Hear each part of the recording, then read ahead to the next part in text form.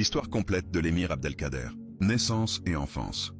L'émir Abdelkader naît le 6 septembre 1808 dans le village d'El Guetna, près de Mascara.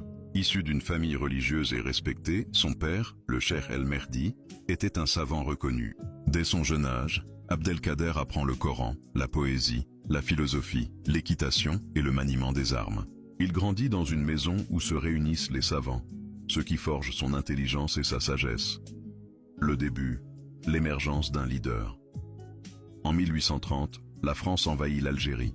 Le peuple est disperse et cherche un guide. En 1832, les tribus se réunissent et choisissent Abdelkader, âgé de seulement 25 ans, comme chef et émir des résistants. Il accepte en disant « Je serai soldat de Dieu et de ma patrie ». La fondation de l'État algérien moderne. À peine devenu émir, il organise le pays. Création d'un État structuré avec un gouvernement. Mise en place d'une armée régulière avec uniforme. Fabrication d'armes. Organisation des impôts, de la justice et du commerce. Fondation de la capitale mobile. Takdemt, création d'une monnaie nationale. Les Français réalisant alors « Cet homme est en train de construire un État ». Et les grandes batailles, Abdelkader mène plusieurs combats héroïques contre l'armée française. La bataille de Sikak, la bataille de la Makta, les combats du Dara et de l'Ouest algérien. Il utilise la guerre éclair, attaque rapide, mobilité et parfaite connaissance du terrain. Les Français, impressionnés, le surnomment l'homme rouge, l'homme intrépide. Le traité de la Tafna, 1837. Après des années de combat, la France accepte de négocier. Le traité de la Tafna reconnaît l'autorité d'Abdelkader sur une grande partie de l'Ouest. Mais la France ne respecte pas ses promesses, et la guerre reprend. Trahisons et sièges.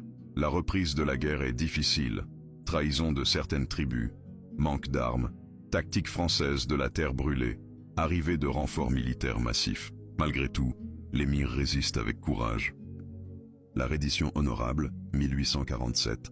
Acculé, encerclé et manquant de tout, Abdelkader accepte de se rendre en 1847 sous deux conditions. Liberté pour lui et sa famille, départ vers le Moyen-Orient. Mais la France trahit et l'emprisonne plusieurs années à Amboise. Grâce à l'intervention de personnalités internationales, il est finalement libéré. Au Moyen-Orient, un héros de paix. Après sa libération, il s'installe à Damas. En 1860, une grande guerre civile éclate entre communautés. Des milliers de chrétiens risquent d'être massacrés. L'émir ouvre ses maisons, ses écuries et sauve plus de 12 000 personnes. Le monde entier le félicite.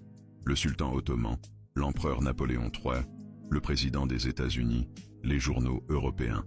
On dit alors